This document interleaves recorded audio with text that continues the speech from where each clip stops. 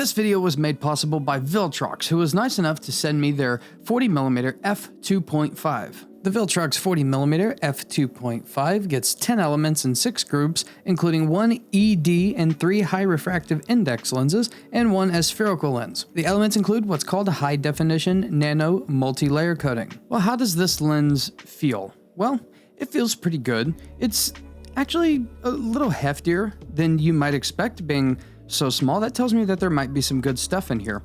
We do get a metal lens mount. This is an auto-focusing lens. Looking at the rear element, looks nice. Looking at the front element, looks nice. So this reminds you a lot of the Nikkor Z 40mm f2, which is a fantastic lens at a very, very cheap price. Now this also comes in at a very cheap price. There's not a whole lot to say about this lens. It's made mostly of plastic. It does give us a metal lens mount. I guess we should just see how it fits on something like the Nikon Z5. You basically can't feel it on the front of the camera. It doesn't, I mean, the camera still tilts backwards as it would if the lens was not on there at all.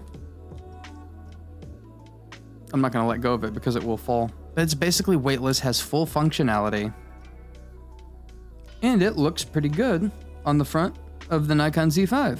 I had to go collect the excellent packaging that Viltrox sends this lens in. The lens hood is very, very small, and it's the typical plastic fare, but I will say that it's pretty sturdy feeling, and I don't think that's just because it's small. I think it's just thick. This is kind of similar to the last Viltrox lens that I reviewed. The lens hoods really do kind of suck. They feel good, they're nice and thick, they feel like they'll give you protection, but I can pop this off with one thumb like that, and then it's just able to pop right off. It's kind of a pain. They have little lines for you to like line up to, but it doesn't have, it just needs a little notch to keep it on there, because once it's there, like it literally takes, I don't even have to grab one of these ridges.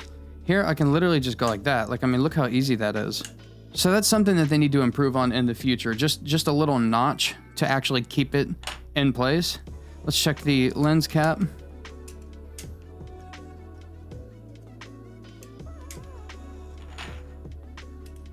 The lens cap is so-so, it might pop off on your jeans. Definitely will pop off on your jeans. Onto the packaging, Viltrox gives you little lens pouches here. This is a true lens pouch, unlike the ones you get from Nikon, which are basically like, they kind of remind me of like pita bread. You just open it, you stuff your lens in there, and then everything just kind of falls out, kind of folds over. It's not very good, but this is an actual drawstring. This is what I'd like to get from Nikon, actual pouches. Viltrox does a very good job with their packaging. It's quite attractive. Our lens, which is a snug fit inside of one box. This goes on top of inside the plastic with the warranty cards and the free candy. Don't eat those. That goes in there, and then this all goes inside of a sleeve. Completed Viltrox package. Shit. So anyway, the Viltrox 40mm f2.5 feels pretty good for being so darn cheap. But how does it shoot? That's really what's important at the end of the day, is what kind of images can you get with the Viltrox 40mm f2.5. Well, luckily for us, I've already gone out and taken some pictures. Okay, so looking at saturation, I think it's doing pretty good so far. The greens look good. The blue of my truck looks good. At f2.5, we got some fringing. That seems to be gone by f4. Again, I think the saturation is pretty good on this lens. The saturation is really good on this lens. Nice, punchy colors, multiple colors to gather punch from. The skies look really, really excellent. They don't look super JPEG-y blue. The greens are about, actually, this is generally what I tried to get my greens and blues looking like. So good job on that, Viltrox. Let's see what this looks like in black and white. It just kind of seems okay in black and white. We didn't really get focus here, but we have good detail. These very fine details are getting gathered just fine. This is done on the Nikon Z5, by the way. Wait, donut bokeh? Oh, I don't like that bokeh. I think that bokeh is kind of ugly. I know some people like it, it's just not my taste. Woof. Look at some mulberries here. Let's give this a little play. The saturation looks good. It's not dull, it's not flat at all.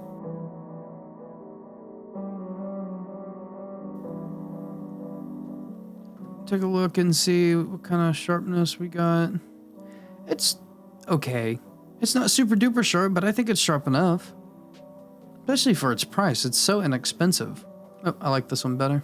Actually, I want to go through the presets that I built.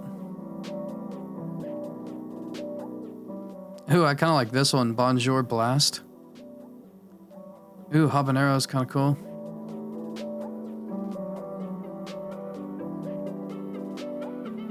So my favorite starting point as far as my presets go is this one here called Gravedigger.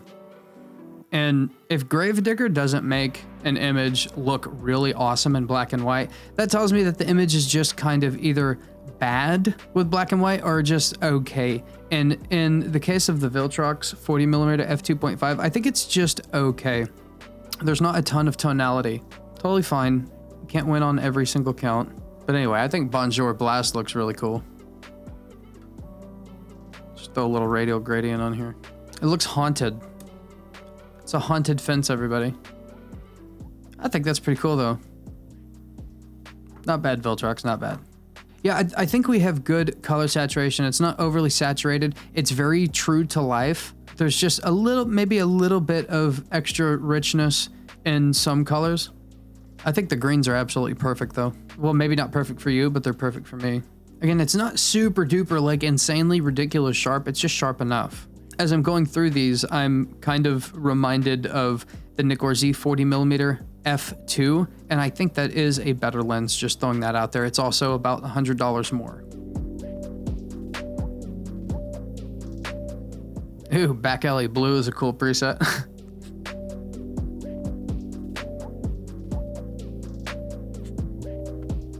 I'm gonna use Instabam as a starting point. I'm just gonna add a little more contrast. Pull this down a little bit. Do a radial gradient. Kick it to the side a little. Invert it. Pull it down. Now it kind of looks like a little smoky. I like that. That's kind of cool. Say that took like 2 seconds. So this is a better scene. This is absolutely perfect for this preset I made for either Matte Punch. Matte Punch is really cool. Or Gravedigger. And it's just okay. It's not super duper awesome in black and white. Give it a little bit of love and the black and whites are going to be fine. For this one, I would probably go with my preset Matte Punch, the kind of more soft and spooky looking style. And I'll just give that a little vignette. Whoa, scary. In conclusion, I think the Viltrox 40mm f2.5 is totally fine, right? It's an inexpensive lens. It performs right there at a level just above what you would expect for something so inexpensive. I don't like it as much as the Nikkor Z 40mm f2, but is it worth the extra money compared to the Viltrox 40mm f2.5? Well, unfortunately, that's where you have to decide for yourself. But my message to you and Viltrox is do a little better on the lens hood. It's a little janky. Other than that, I think we have a good offering from Viltrox and the 40mm AF f2.5. I'm Z Wade, the Z Wade, and Z Wade Photo. Stay sharp, YouTube.